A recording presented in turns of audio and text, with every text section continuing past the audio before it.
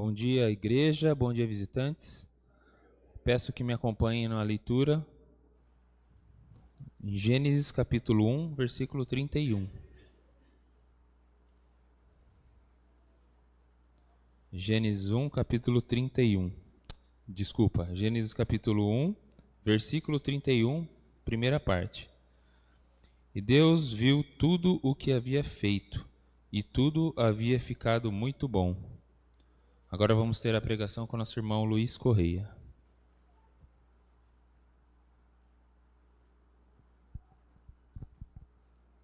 Vamos orar? Senhor Deus, Todo-Poderoso, Criador do céu e da terra, mais uma vez somos gratos a Ti, Senhor, pela oportunidade que o Senhor nos dá de estarmos aqui reunidos como igreja para adorar e louvar o Seu santo nome. Pedimos ao Senhor, Pai, que esteja abençoando o nosso irmão para que seja falado tudo conforme o Senhor deseja. E em nome de Jesus que nós oramos e agradecemos. Amém.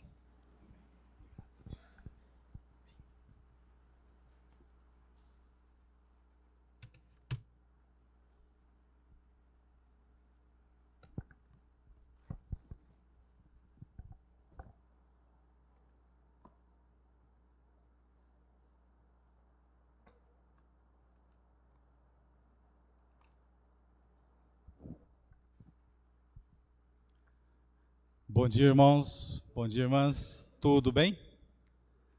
Um prazer muito grande estar aqui novamente, poder compartilhar uma mensagem com vocês. Que o Espírito de Deus converse conosco essa manhã. Primeiro comigo, depois com vocês, com todos nós juntos. Amém? Servindo a Deus com excelência. Nós acabamos de ouvir do nosso irmão Murilo a leitura, de Gênesis 1, 31, na parte A. Tem uma versão do João Ferreira que diz assim: E viu Deus tudo quanto fizera, e eis que era muito bom. Tudo o que Deus faz, irmãos, é muito bom. Logo nesse princípio da Bíblia, a gente já vê uma das qualidades de Deus, que é fazer tudo com excelência.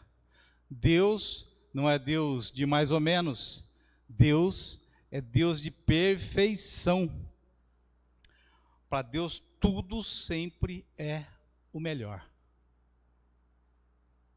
Deus faz tudo sempre da melhor maneira possível. Nós vemos exemplos nisso na natureza. Nós vemos exemplo disso no corpo humano. Não interessa, por mais humilde que a pessoa seja, o maior cientista do mundo, ele sabe que a máquina humana é uma máquina, o corpo humano é uma máquina perfeita.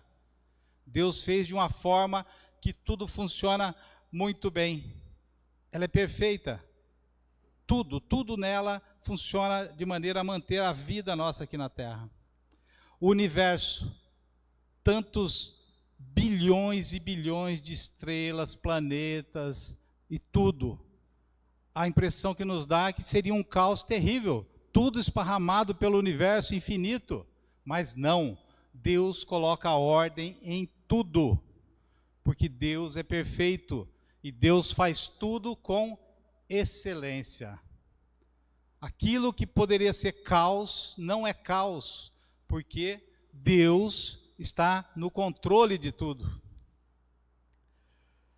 Ao longo de toda a história relatada no Antigo Testamento, Deus escolheu diversos homens para ajudá-lo aqui na terra, para levar a mensagem de Cristo. Sim, mesmo no Antigo Testamento.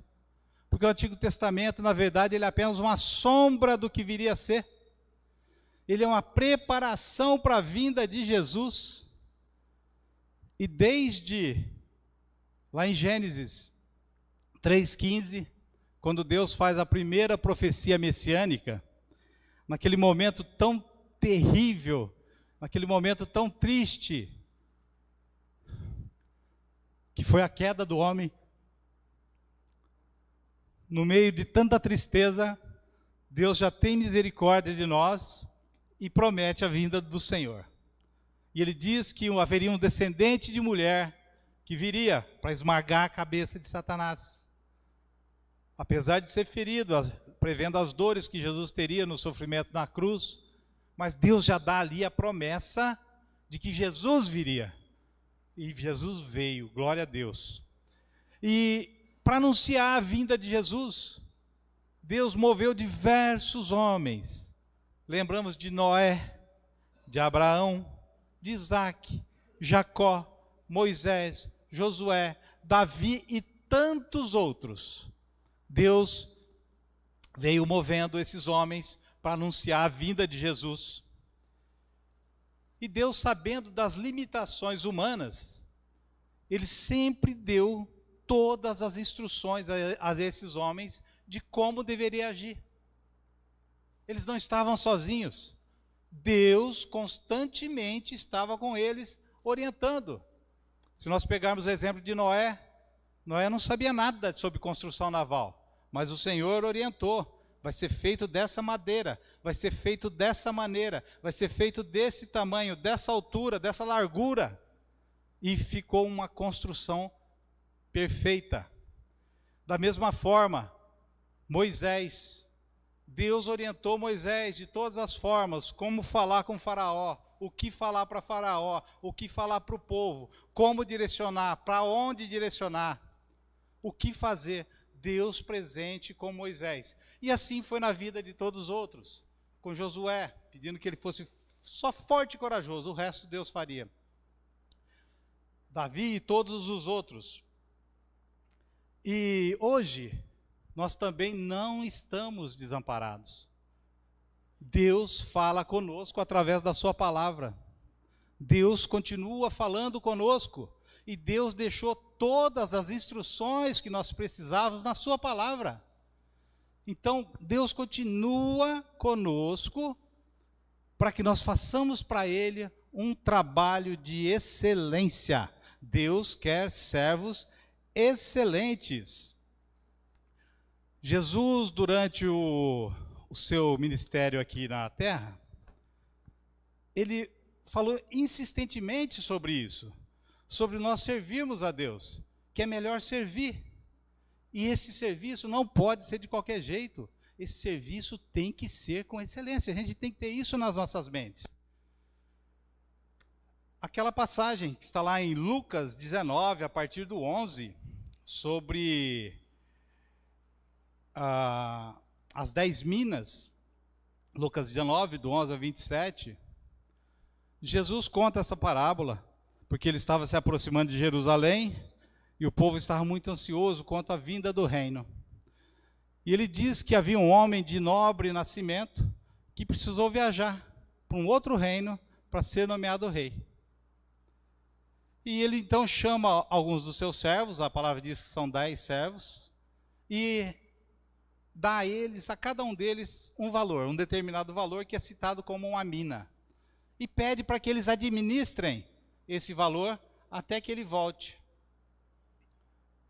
E então ele parte lá para aquela terra para poder ser coroado rei. Mas alguns dos súditos dele, daquela terra, falou que o detestavam e não queria que ele fosse rei. Mas mesmo assim ele viaja, é coroado rei e volta. E quando ele volta, ele chama aqueles trabalhadores, aqueles servos que ele tinha deixado para administrar o que ele tinha deixado, e pede prestação de contas. O primeiro apresenta, falou: Senhor, a tua mina rendeu outras 10. E ele responde: servo bom, porque foi fiel no pouco, sobre 10 cidades você vai administrar. Vem um outro e fala: a sua mina rendeu 5, Senhor. E da mesma forma, tome conta de 5 cidades para mim, servo bom. Aí de repente, vem um até ele e diz: Senhor, eu tive medo.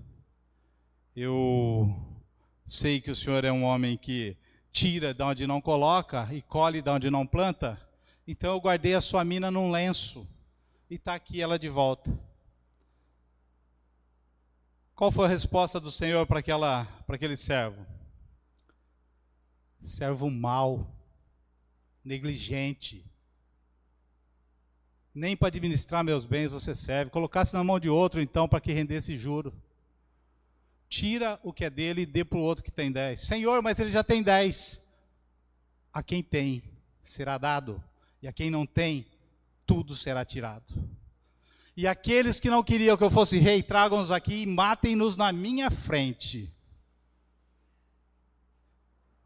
É uma questão muito séria, irmãos. Servir a Deus de qualquer jeito não é servir a Deus. Servir a Deus é uma questão de responsabilidade. Servir a Deus tem que ser com excelência. Você está servindo a Deus? Estou servindo a Deus. Mas você está servindo de forma excelente? Irmãos, por muito tempo eu refleti, principalmente quando eu não era cristão ainda, por que o Senhor foi tão severo com esse servo? Poxa, ele até preservou o patrimônio. Mas o Senhor aqui, meus irmãos, o que ele condena não é porque ele não produziu como os outros. Se ele tivesse se disposto a fazer alguma coisa com aquilo que ele deixou para ser administrado e tivesse perdido tudo, mesmo assim, o Senhor o exaltaria. Falou, não, você ainda não está preparado, vai junto com o outro e continua e aprende a administrar com ele. Mas o que Deus odeia é a covardia. O que Deus odeia é a falta de cuidado com as coisas dele. Naquela época, se você tinha um tesouro e queria guardar esse tesouro, você enterrava o tesouro. Guardava de uma forma bem segura. Mas não, ele guardou num lenço. Um lenço que qualquer um poderia pegar, perder. Não teve cuidado nenhum com a coisa do Senhor dele. Nenhum cuidado. Então, é isso que Deus castiga. Deus odeia covardes. Irmãos, Deus odeia covardes.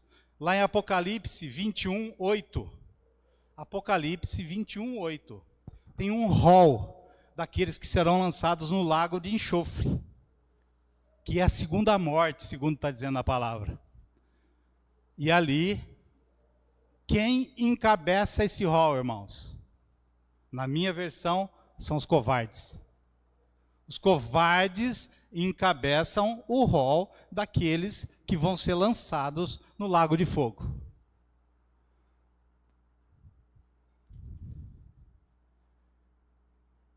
Vamos pegar como exemplo nossos irmãos do primeiro século. Os apóstolos, aqueles irmãos os discípulos que seguiam Jesus e depois os apóstolos. Irmãos, eles, com o sacrifício da própria vida, conseguiram fazer, com a ajuda de Deus, que o evangelho chegasse até nós. Se não fosse por aqueles irmãos, provavelmente nós não estaríamos aqui hoje louvando e cultuando o nosso Deus. Eles não foram covardes. Eles foram lançados aos leões. Eles foram decapitados. Eles foram queimados, erguidos na rua, para servir de farolete à noite. Mas eles se mantiveram firmes, por amor a Cristo. Eles serviram a Deus com excelência. E isso é o mínimo que nós precisamos dar para Deus hoje. O que nós pudermos fazer, fazermos com excelência. A gente dá aquilo que a gente tem, irmãos. A gente não consegue dar aquilo que a gente não tem. Mas se você tem saúde, se você tem condições, sirva a Deus com excelência.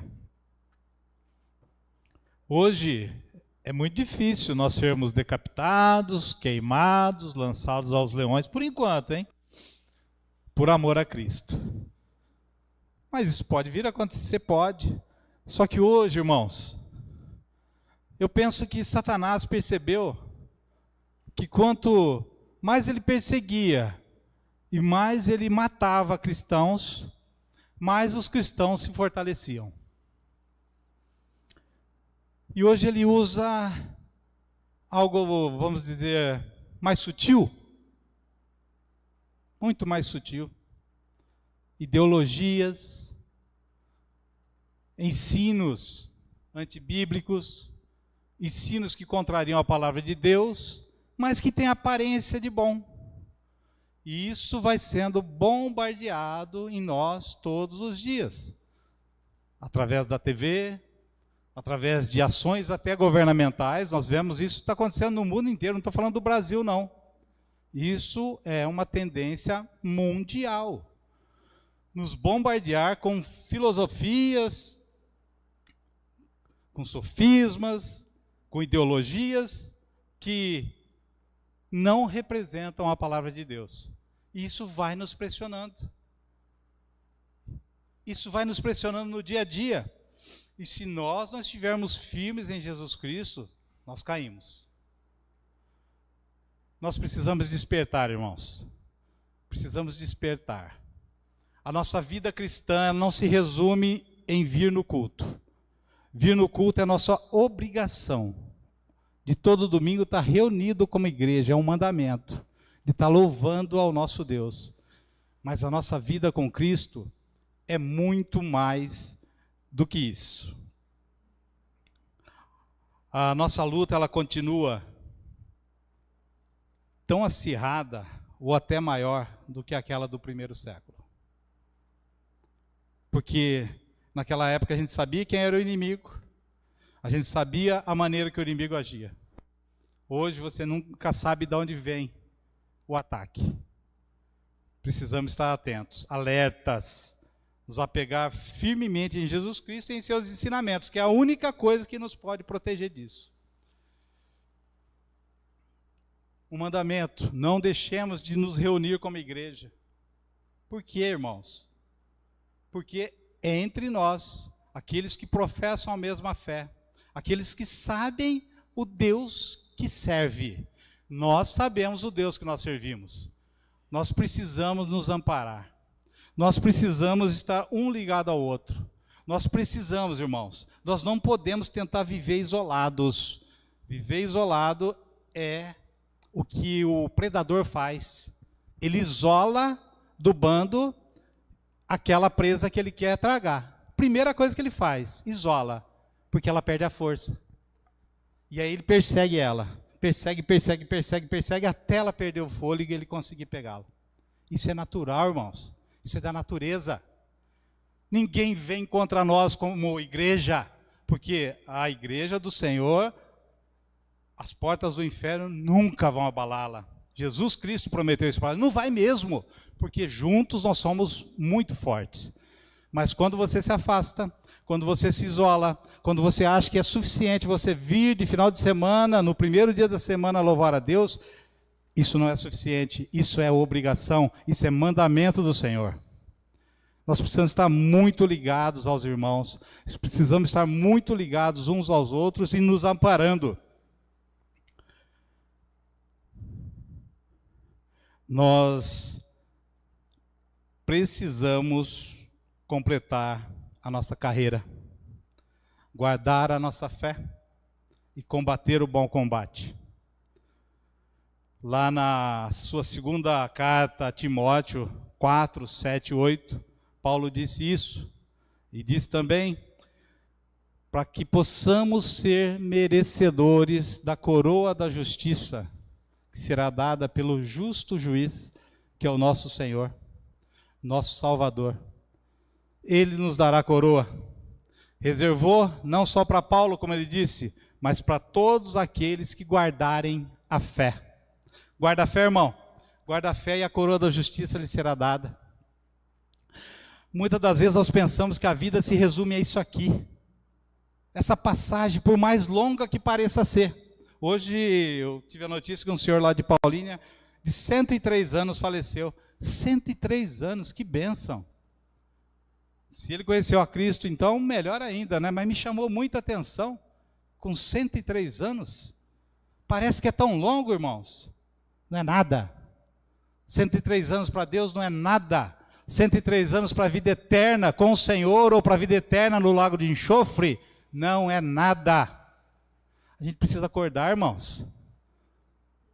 Deus é maior que tudo. Ele enviou o que ele tinha de mais precioso, Jesus Cristo, para dar sua vida por nós, para nos resgatar dos pecados e nos dar a esperança viva da vida eterna. Hoje, o objetivo da nossa fé é alcançar a vida eterna em Jesus, porque o caminho é muito longo. Acho que muitos de vocês já viram aquela pregação que o pregador traz uma corda pintadinha, a ponta de vermelho, e a corda não tem fim, dizendo que a nossa vida é aquela pontinha, e o resto todo é aquela corda.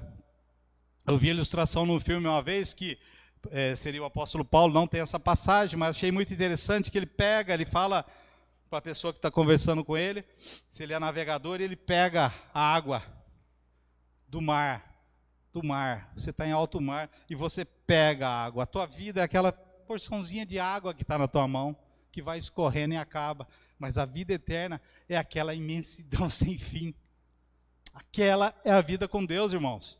Então a gente precisa parar de pensar aqui, a gente tem que viver Cristo, pregar Cristo, e tem que lembrar que o nosso galardão não é dessa terra. Nosso galardão é em Jesus. Amém? E nós podemos, irmãos, nós podemos ser servos melhores. A partir de hoje, servos mais compromissados, servos que prestam um serviço excelente ao Senhor. Um servo bom não é o servo eloquente, não é o servo que traz a palavra, não é o servo que serve a ceia, não é o servo que conduz o louvor, porque isso tudo, irmãos, é apenas uma casca. Nós somos apenas casca, nós somos apenas instrumento. Você pode ser instrumento do Senhor onde você estiver. É isso que Ele espera de todos nós. A palavra de Deus é o que realmente importa. Nada mais importa. Não tenha medo de nada. Uma atitude prática, irmãos, porque falar é muito, às vezes é bonito, pode nos impactar no momento, mas infelizmente a gente esquece. Isso é natural do ser humano. Por isso que nós precisamos fazer rotinas. Nós precisamos cultivar boas rotinas, irmãos. E uma boa rotina é você se isolar um momento do dia com Deus. Pode ser com a sua família ou sozinho. Começar uma prática diária. O dia tem aproximadamente, se não for exato, 1.320 minutos, mais ou menos. 24 vezes 60, né? 1.340. 10 minutos não representa 1%, dá 0,8. Se você começar 0,8 do que Deus te deu para você aproveitar o dia todo. Se você aproveitar no início 10 minutos para se retirar com Deus. Se retira num lugar calmo, conversa com Ele, entoa um louvor a Ele. Faz um balanço de como foi seu dia anterior, como vai ser seu dia atual. Agradece a Ele porque Jesus Cristo nos salvou. E lê um texto bíblico. Mas começa a fazer isso com frequência. Porque nós precisamos de hábitos. Nós precisamos de hábitos bons. Eu lembro, o Bruno uma vez exortou nós a fazermos o devocional em família. Vamos nos apegar firmemente a isso, irmãos. Se você não consegue, faça sozinho. Mas faça. 10 minutos. É muito pouco. Só que você pensa que vai ser fácil? Não vai ser fácil.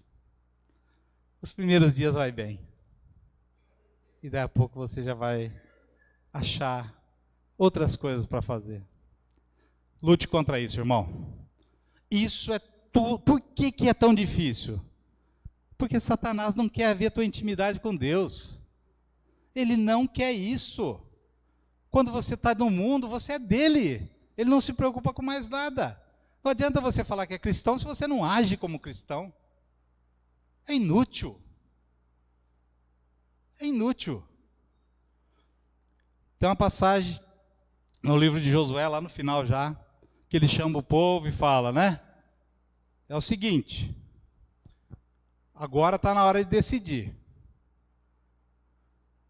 Quem quer servir os deuses dos outros povos, fique à vontade. Contudo, eu e minha casa serviremos ao Senhor. Essa declaração nós temos que fazer todos os dias, irmãos. Eu e minha casa serviremos ao Senhor. Nós precisamos dessa rotina.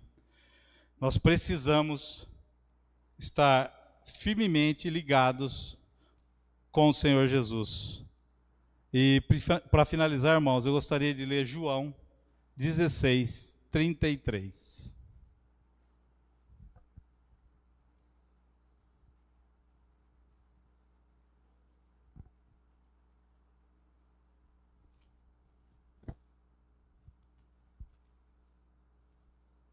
Um versículo conhecidíssimo, mas que nós precisamos ter ele sempre em mente. Eu disse essas coisas para que em mim vocês tenham paz. Neste mundo vocês terão aflições. Contudo, tenham ânimo. Eu venci o mundo. Jesus está dizendo para nós: não pense que vai ser fácil a sua caminhada. Não pense que vai ser tudo flores. O mundo vai te atacar, principalmente se você quiser se declarar como um cristão verdadeiro. Mas é aí que ele diz: tenham ânimo. Eu venci o mundo. Amém? Deus nos abençoe, irmãos. Por favor, tentem. Coloquem, quem já não tem, lógico, né? Muitos eu sei que tem, mas se você ainda não tem essa rotina de estar falando com Deus todos os dias, reservando um tempo de qualidade, 10 minutos que seja, menos de 1% do teu tempo do dia, para você não ter a desculpa, para eu não ter a desculpa de que é muito tempo, mas só que você vai ver que esses 10 minutos depois vai ser pouco, eu quero mais de Deus, porque quando você está com Deus, a palavra fala que a fé vem pela palavra de Deus. E nós precisamos de fé. A gente só consegue servir a Deus pela fé. E a palavra vem, e a fé vem pela palavra. Então, da mesma forma que a fé vem pela palavra, quanto mais você lê da palavra, quanto mais você está em comunhão com teu irmão, quanto mais você participa, mais de Deus você quer. Mas o contrário também é verdadeiro. Quanto mais você se afasta, quanto menos você se dedica, quanto menos você está em comunhão com seus irmãos, mais você se afasta de Deus. Amém? Vamos orar, irmãos? Senhor Deus, Pai Todo-Poderoso, Senhor, muito obrigado, meu Deus, pela Tua palavra, muito obrigado por Jesus, que nos resgatou naquela cruz dos nossos pecados, nos tirou daquele lamaçal terrível, nos deu uma opção, meu Deus, a opção de ser servos do Senhor, a opção de poder ter a firme esperança na vida eterna. Muito obrigado, meu Deus. Pai, que nós possamos dia a dia fazer a nossa opção, e a nossa opção seja sempre Jesus Cristo. Em nome do Teu Filho amado que nós oramos. Amém.